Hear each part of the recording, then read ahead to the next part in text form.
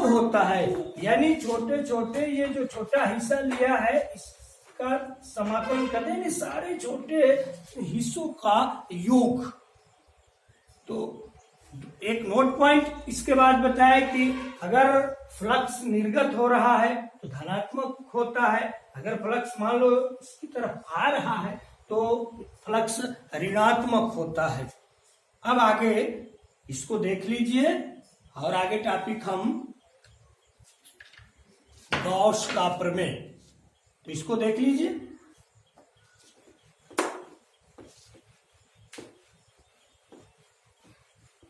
भाई मेहनत करना है, चैप्टर आपको परेशान नहीं करेगा, थोड़ा सा ध्यान देंगे तो सब समझ में आएगा, लेकिन हाँ उसके लिए मेहनत करना पड़ेगा, पढ़ना पड़ेगा, कहने से नहीं होगा। अब आइए आप लिख करें गॉस का प्रमेय, गॉस का नियम, Gauss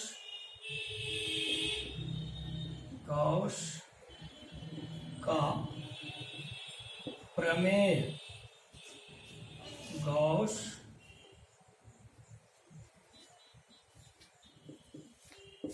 theorem, Gauss theorem, Gauss प्रमेय या गॉस का नियम। गॉस का नियम बंद पृष्ठ के लिए लागू होता है। जैसे मान लो एक ये कोई बंद पृष्ठ है, ये क्या है, बंद पृष्ठ, इसी को हम गॉस या गॉसीय पृष्ठ भी कहते हैं। ये एक बंद पृष्ठ है, इसको हम गॉसीय पृष्ठ भी कहते हैं। इससे कितना फ्लक्स निकल रहा है, इसी की गणना करने के लिए गॉस ने एक नियम दिया जिसे हम गॉस का नियम या गॉस का प्रमेय कहते हैं, कि किसी बंद पृष्ठ से कितना फ्लक्स निकल रहा है इसकी गणना करने के लिए गॉस ने जो नियम दिया उसको गॉस का नियम या गॉस प्रमेय कहते हैं। और क्या नियम दिया, जैसे मान लीजिए ये बंद पृष्ठ है, इसके अंदर आवेश Q1 है, Q2 है, Q3 है, ऐसे आवेश है, तो इससे निकलने वाला flux phi is equal to समाकलन sigma, phi is equal to sigma q upon epsilon naught. यही गॉस का नियम है।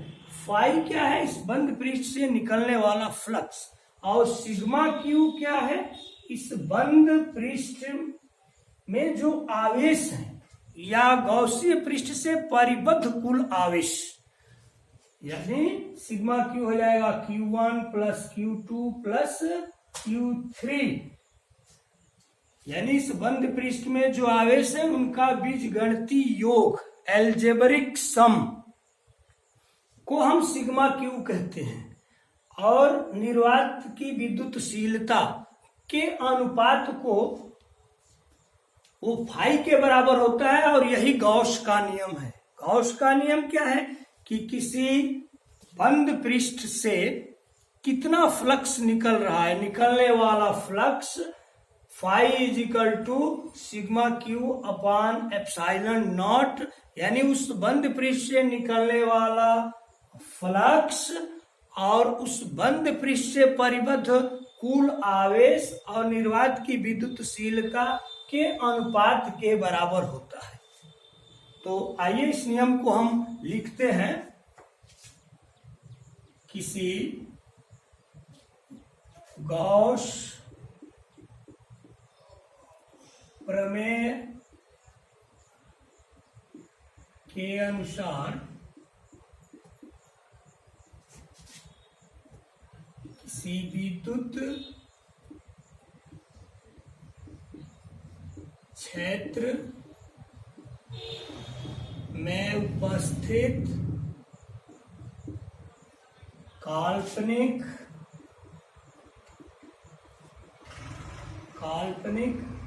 बंद पृष्ठ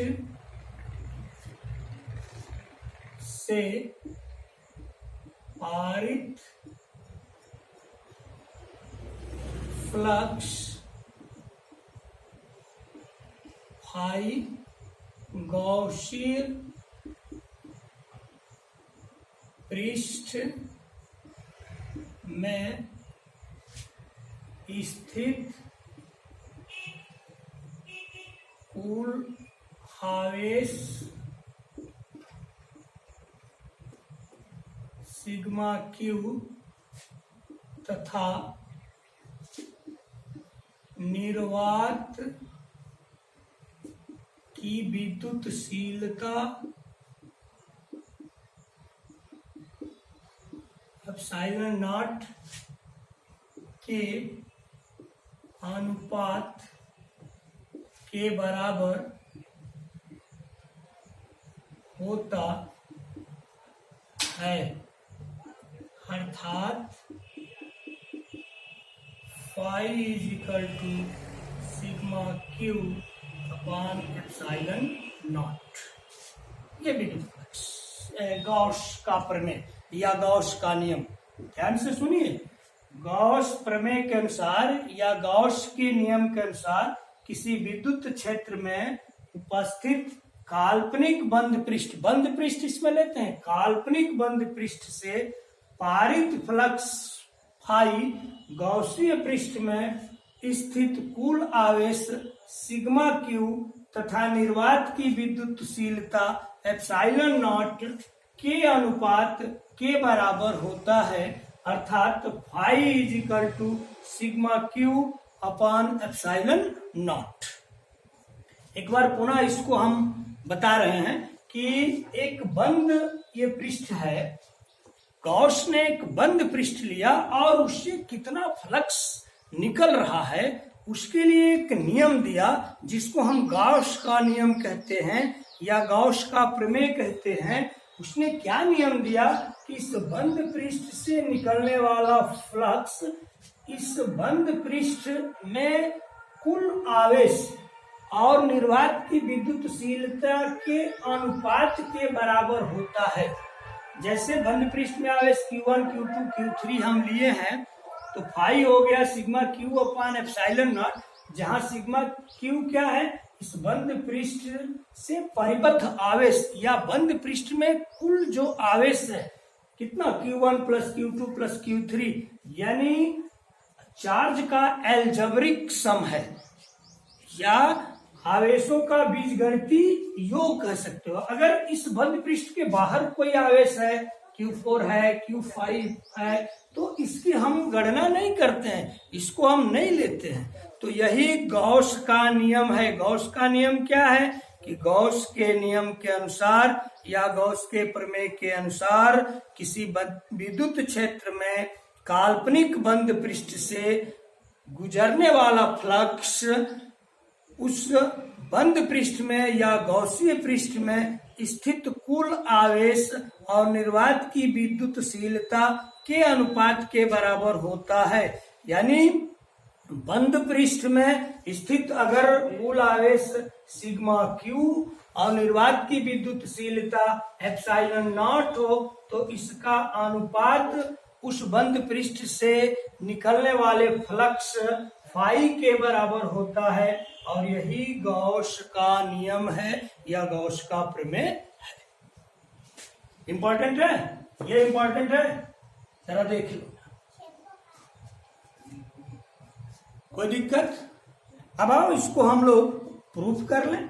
कैसे प्रूफ करते हैं इसको आप देख लीजिए, तब इसको हम लोग प्रूफ करते हैं। समझ लो, कहीं दिक्कत हो तो पूछ लो, फिर इसको हम लोग प्रूफ करते हैं। देखो, गॉस के नियम का निगमन, आप हेडिंग कर दो गॉस प्रमेय का निगमन। गॉस प्रमेय का निगमन, गॉस प्रमेय का निगमन, गॉस प्रमेय का निगमन। इसके लिए एक हम गोला कंसीडर करते हैं जिसके सेंटर में मान लो पॉइंट चार्ज है और इसकी रेडियस मान लो स्मॉल r है। यहाँ एक छोटा क्षेत्रफल हम कंसीडर करते हैं। एक छोटा क्षेत्रफल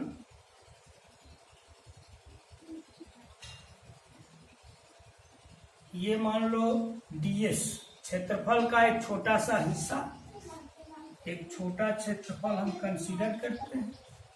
अब ये देखो क्षेत्रफल सदिश ds, क्षेत्रफल के लंबवत ऐसे, और q आवेश के कारण तीव्रता भी इधर होगी, तीव्रता भी इधर रही, तो इनके बीच थीटा कितना हो जाएगा 0। हमने एक गोला कंसीडर किया जिसकी रेडियस स्मॉल r है और इसके पॉइंट सेंटर में एक ये पॉइंट चार्ज q है और एक छोटा ds क्षेत्रफल, एक छोटा सा क्षेत्रफल का हिस्सा ds हमने कंसीडर किया। अब इस क्षेत्रफल के तल के लंबवत क्षेत्रफल सदिश ds, और चूंकि पॉइंट चार्ज है तो इससे वैद्युत क्षेत्र अवे होता है। अगर धनात्मक है तो वैद्युत क्षेत्र इससे अवे यानी इससे दूर होता है, तो वैद्युत क्षेत्र इधर इससे दूर काम कर रहा है, अर्थात इनके बीच में थीटा इजिकल टू 0। तो इस अल्प क्षेत्रफल से कितना फ्लक्स निकला उसको हम निकालें। अल्प क्षेत्रफल के लिए फ्लक्स,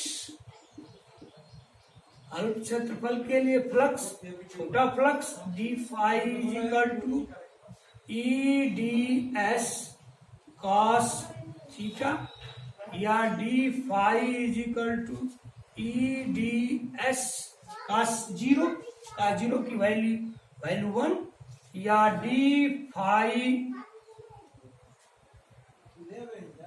अब यहाँ चूंकि E इजिकल टू हम लोग पढ़े हैं k q upon r square, k q upon r square, या मान रख दो d phi is equal to k q upon r square d s. अब संपूर्ण क्षेत्रफल के लिए हम फ्लक्स निकालेंगे। संपूर्ण क्षेत्रफल के लिए flux phi is equal to close समाकलन d phi is equal to close समाकलन k q r square d s. K q r square ये कांस्टेंट टर्म है तो बाहर निकाल लो, phi is equal to k q r square समाकलन डी एस। अब ये क्लोज्ड समाकलन डी एस का मतलब क्या कि इस संपूर्ण गोले का क्षेत्रफल, इस गोले का ये पूरा जो सतह है, तो संपूर्ण गोले का क्षेत्रफल ये हो जाएगा 4 पाई, उसकी रेडियस आर है तो 4 पाई आर स्क्वायर, यहां मान रख दो, तो phi is equal to k q r square 4 pi r square, r square से r square cancel, phi is equal to k का मान हम रख सकते हैं 1/4 pi epsilon naught q into 4 pi से 4 पाई कैंसिल, तो phi is equal to q upon epsilon naught, जहां क्यू क्या है, ये जो हम गोला कंसीडर किए हैं ये बंद पृष्ठ या इसी को गॉसिय पृष्ठ कहोगे, इसके अंदर स्थित कुल आवेश, तो इसके अंदर स्थित कुल आवेश कितना है क्यू है, तो इसको हम सिग्मा क्यू भी लिख सकते हैं, phi is equal to sigma q upon epsilon naught. इस तरह से ये गॉस का प्रमेय सिद्ध हो गया। फिर से एक बार देख लीजिए, गॉस के प्रमेय को सिद्ध करने के लिए हमने एक गोला कंसीडर किया है जिसकी रेडियस r है और इसके सेंटर पर एक पॉइंट चार्ज हम q लिए हैं, एक इसका छोटा सा क्षेत्रफल लिए हैं, छोटा सा क्षेत्रफल की हम गणना कर रहे हैं, जहां क्षेत्रफल सदिश ds इसके लंबवत काम कर रहा है और q आवेश के कारण तीव्रता भी इससे दूर लग रही है, अर्थात ds और e के बीच का एंगल थीटा 0 है। तो इस छोटे हिस्से से कितना फ्लक्स निकल रहा है, तो अल्प क्षेत्रफल के लिए flux d phi is equal to E d s cos theta या d phi is equal to E d s, चूंकि E is equal to k q upon r square होता है, यहाँ हमने मान रख दिया।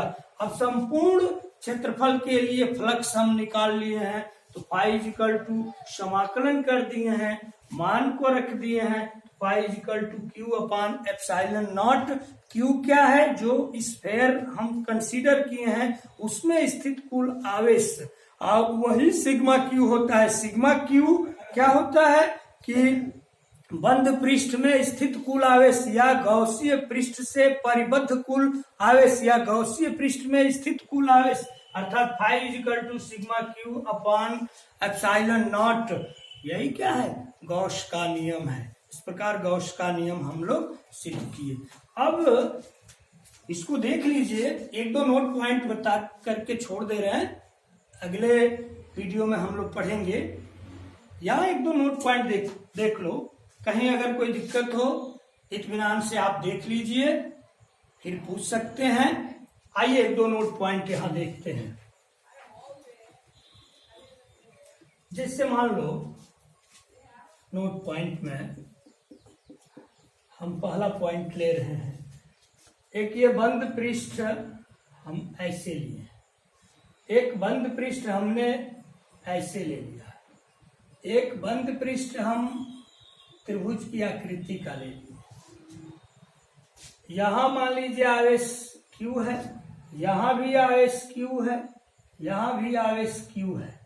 तो इससे फ्लक्स निकालें तो फाई 1 मान लीजिए सिग्मा Q यानी Q अपान एप्सिलॉन नॉट। यहां अगर हम फाई 2 निकालें तो Q अपान एप्सिलॉन नॉट। यहां अगर हम फ्लक्स निकालें फाई 3 तो Q अपान एप्सिलॉन नॉट। आप क्या देख रहे हैं कि यहां जो फ्लक्स है वो भी Q अपान एप्सिलॉन नॉट है, यहां भी flux Q upon epsilon not है, यहां भी flux Q upon epsilon not है। इसका मतलब क्या कि आकृति यहां देख रहे हैं कि गोले की आकृति है, यहाँ आयताकार आकृति है, यहाँ त्रिभुजाकार आकृति है, लेकिन फ्लक्स समान है। अर्थात बंद पृष्ठ की आकृति कैसी भी हो, फ्लक्स उस पर निर्भर नहीं करता है।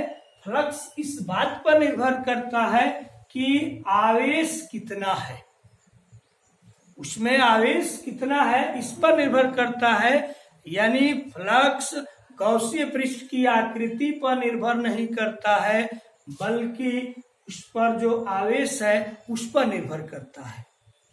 अब कह सकते हैं कि कैसे समान आया, तो यहां से देखो, अगर विद्युत फ्लक्स निकालते हैं, विद्युत फ्लक्स ऐसे हो जाएगा, ये ऐसे, ये ऐसे। यहां भी 4 फ्लक्स निकल रहा है, यहां देखो ऐसे, यहां भी 4 फ्लक्स निकल रहा है, यहां देखो, यहां भी 4 फ्लक्स निकल रहा है। तो जब फ्लक्स समान है, विद्युत क्षेत्र रेखाएं समान निकल रही हैं, इसलिए फ्लक्स समान है, भले ही आकृति भिन्न भिन्न है। यानी फ्लक्स गौसीय पृष्ठ की आकृति पर निर्भर नहीं करता है, उसमें स्थित आवेश पर निर्भर करता है। दूसरा पॉइंट आप चाहो तो ऐसे देख लो, एक ये गोला है, ये आवेश मान लो यहां रखे, ये आवेश यहां रखे और इसमें आवेश यहां रखे। अब फ्लक्स निकालो तो Q अपान एप्सिलॉन नॉट, यहां फ्लक्स निकालो तो Q अपान एप्सिलॉन नॉट। यहां भी देख रहे हैं कि फ्लक्स बराबर है। कैसे, जैसे मान लो यहां अगर विद्युत क्षेत्र रेखा आप ऐसे, फ्लक्स ऐसे, यहां ऐसे ऐसे, यहां भी फ्लक्स देख रहे हो, यहां भी फ्लक्स आप देख रहे हो कि समान है। अर्थात इस पॉइंट से क्या निष्कर्ष निकल रहा है कि बंद पृष्ठ में आवेश कहाँ रखा गया है उस पर फ्लक्स निर्भर नहीं करता है, बल्कि कितना आवेश है उस पर फ्लक्स निर्भर करता है। ये देखो, ये किनारे रखा गया है, ये सेंटर में रखा गया है, फिर भी फ्लक्स दोनों में समान है। अर्थात बंद पृष्ठ में या गॉसीय पृष्ठ में आवेश कहाँ रखा गया है इस पर फ्लक्स निर्भर नहीं करता है, आवेश कितना है इस पर फ्लक्स निर्भर करता है। एक लास्ट पॉइंट आप देख लीजिए, जैसे मान लीजिए ये बंद पृष्ठ है और यहां आवेश बाहर है। अब यहां फ्लक्स निकालते हैं तो phi is equal to sigma q upon epsilon naught, यहाँ 0। लेकिन अगर आप फ्लक्स निकालो, विद्युत क्षेत्र रेखा खींचो ऐसे,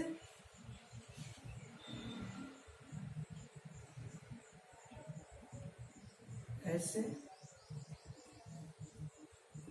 ऐसे, लेकिन हम देख रहे हैं कि फ्लक्स इस बंद पृष्ठ से निकल रहा है, 2 फ्लक्स निकल रहा है, फिर भी फ्लक्स 0, नेट फ्लक्स यहाँ 0 आया है। क्यों आया है? अभी इसके पहले नोट में हम बताए थे कि अगर फ्लक्स ऐसे निर्गत हो रहा था, ऐसे निर्गत हो रहा था तो फ्लक्स को हम धनात्मक लेते हैं, और जब फ्लक्स इस तरह से ये ऐसे फ्लक्स इसकी ओर आता है तो फ्लक्स यहाँ क्या होता है, ऋणात्मक होता है। अब यहां से देखो, ये 2 फ्लक्स ये आ रहा है इस बंद पृष्ठ के पास तो ये ऋणात्मक होगा, और ये बंद पृष्ठ से दूर जा रहा है तो ये धनात्मक होगा। तो 2 ऋणात्मक आ रहा है और 2 धनात्मक निकल जा रहा है, तो नेट फ्लक्स कितना हो जाएगा, 0। So phi is equal to 0। इसलिए अर्थात बंद पृष्ठ के बाहर कोई आवेश होता है तो फ्लक्स को प्रभावित नहीं करता है। गॉस का नियम में आपको बताए थे कि बंद पृष्ठ के अंदर जो आवेश थे उसी की हम गणना कर रहे थे, उसके बाहर जो आवेश था उसको नहीं ले रहे थे, यानी बाहर आवेश फ्लक्स को प्रभावित नहीं करता है। तो ये नोट पॉइंट रहा।